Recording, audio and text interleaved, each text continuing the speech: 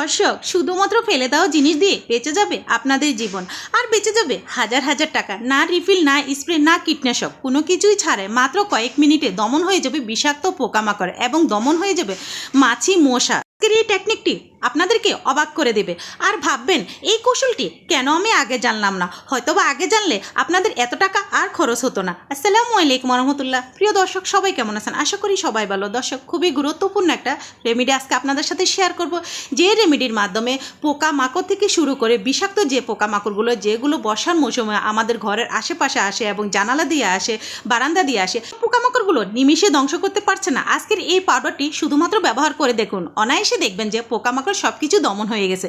কথা হচ্ছে এটা এমন কি পাউডার যেটা ব্যবহার করে আমি এতটাই রেজাল্ট পেয়ে গেলাম।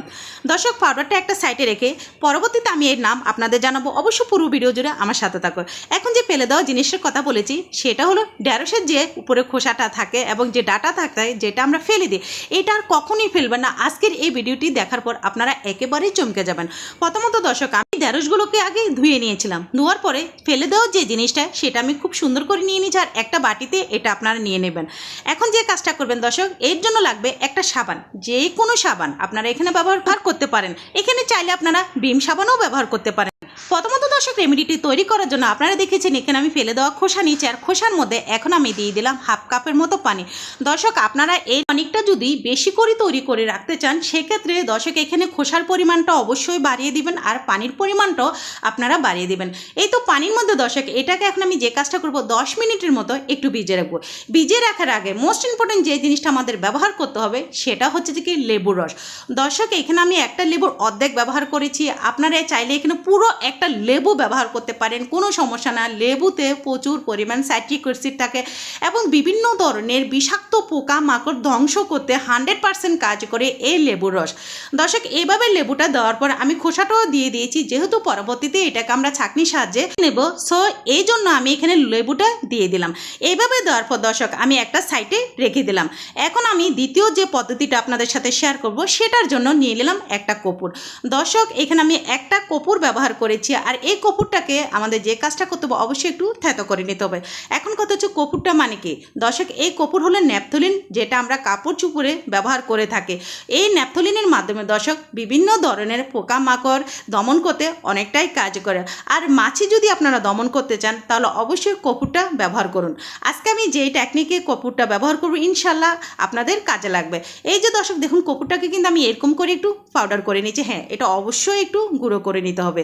আর এই কর্পূরের মধ্যে এখন আমি যে জিনিসটা ব্যবহার করব সেটা হচ্ছে সাবান। আমি আগে বলেছি আপনারা এখানে যে কোনো সাবান ব্যবহার করতে পারেন, চাইলে ভিম সাবানও ব্যবহার করতে পারেন, চাইলে এখানে আপনারা একটু সামান্য একটি শ্যাম্পু ব্যবহার করতে পারেন, অথবা ব্লিচিং পাউডারটাও আপনারা এখানে ব্যবহার করতে পারেন।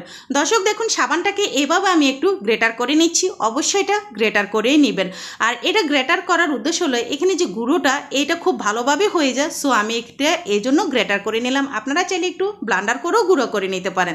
এখন যে কর্পূরটা আমি নিয়েছি দর্শক, এই কর্পূরের সাথে আমি সাবানটাকে খুব ভালোভাবে মিশিয়ে নিচ্ছি। দর্শক, আমি যে সাবানটা আজকে ব্যবহার করতেছি এটা কোনো স্মেল এলার সাবান না, স্মেল ছাড়া যে সাবানগুলো আমি সেটাই ব্যবহার করেছি। আর এই সাবানটা ব্যবহার করে এর আগেও আমি একটু ভালো রেজাল্ট পেয়েছি, সেই জন্য আমি এই সাবানটাই ব্যবহার করলাম। এই সাবানটা থেকে অর্ধেক পরিমাণ দর্শক আমি এখন যে পানিটা তৈরি করতেছি, যে টনিকটা তৈরি করতেছি, আমি সেটার মধ্যে দিয়ে দিচ্ছি। দর্শক, এইভাবে প্রায় 1.5 চামচের মতো আমি এখানে ব্যবহার করলাম। এই পাউডারটা দেওয়ার সাথে সাথে চামচ দিয়ে খুব ভালোভাবে আপনারা এটাকে মিশিয়ে নেবেন। এটা দেওয়ার পর আপনারা একটা জিনিস লক্ষ্য করবেন দর্শক, ঢেঁড়সের ডাঁটার যে একটা নির্যাস থাকে, আঠালো যে একটা ভাব থাকে, সেটা কিন্তু পানির সাথে সাথে সাথেই মিশে যাবে। দর্শক, আপনারা কর্পূরটা দেওয়ার পর চামচ দিয়ে খুব ভালোভাবে মিশিয়ে নেবেন। মেশানোর পর এটাকে প্রায় 20 মিনিটের মতো একটা সাইডে রেখে দিলাম। এখন দর্শক দেখুন, যেই জিনিসটা আমি নিয়েছি আপনারা দেখেছেন, এর সাথে এখন আমি যে জিনিসটা ব্যবহার করব সেটা হলো চিনি। দর্শক, এখানে চিনি দেওয়ার উদ্দেশ্য হলো এই যে রেমেডিটা আমি তৈরি করতেছি এটা বিশেষ করে ইঁদুর আর তেলাপোকা দমন করার জন্য।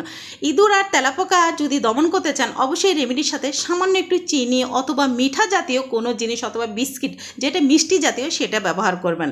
কথা হচ্ছে তৃতীয় যে পাউডারটি আমি ব্যবহার করলাম, এটা কি পাউডার ব্যবহার করলাম। দর্শক, এখন আপনাদের বলি, আমরা টাইলস লাগানোর সময় যে পাউডারটা ব্যবহার করি সেই পাউডারটা আমি এখানে ব্যবহার করেছি।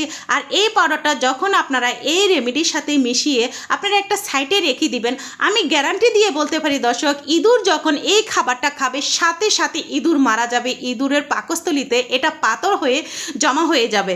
দর্শক, এটা এতটাই গুরুত্বপূর্ণ একটা জিনিস, যদি আপনারা ব্যবহার না করেন তাহলে বুঝতেই পারবেন না। আর এই পাউডারটা বেশার কম আমি মনে করি প্রত্যেকেরই বাসায় কিন্তু একটু থাকে। সো এই টেকনিকটা আপনারা শুধু একবার খাটিয়ে দেখুন।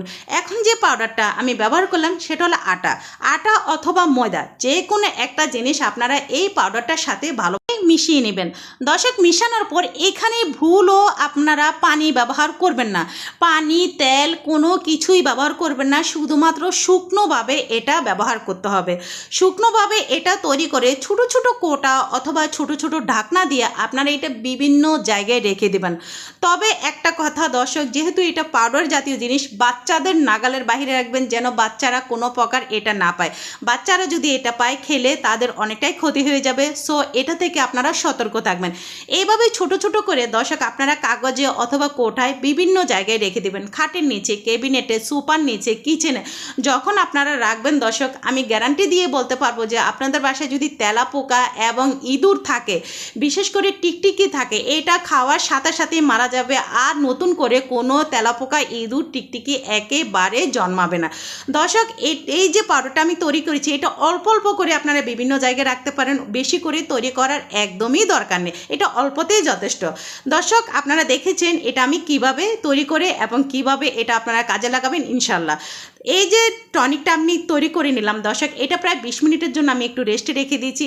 20 মিনিট পর এখন আপনারা যে কাজটা করবেন, চামচের সাহায্যে এটাকে একটু ভালোভাবে মিশিয়ে নেবেন। যেহেতু এখানে কয়েকটা উপকরণ দিয়ে এটা তৈরি করা হয়েছে, আর এই যে টনিকটা, এই যে স্প্রেটা, এটা এতটাই কার্যকরী একটা স্প্রে দর্শক, এটা মারার সাথে সাথে বিষাক্ত পোকা মাকড় কিন্তু মারা যাবে।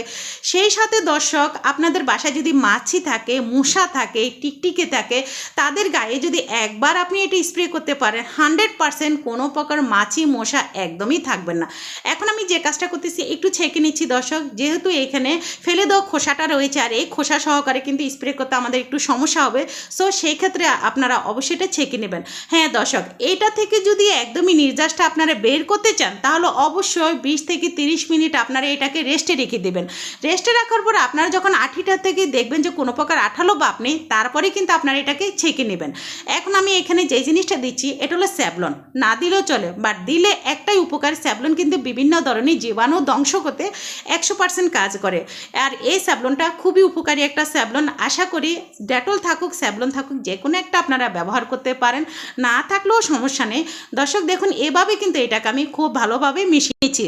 দর্শক, একটা কথা বলি, স্যাভলনটা দেওয়ার সাথে সাথে একটু ফাটা ফাটা ভাব হয়ে যাবে, বাট এটার চিন্তার কোনো কারণ নেই। চামচের সাহায্যে এটাকে ভালোভাবে মিশিয়ে নিতে হবে। যতক্ষণ পর্যন্ত এই ফাটা ভাবটা চলে যাবে না, আপনারা এটা চামচের সাহায্যে মিশিয়ে নেবেন, যাতে নির্যাসটার সাথে এই স্যাভলনটা যাতে ভালোভাবে মিশে যায়।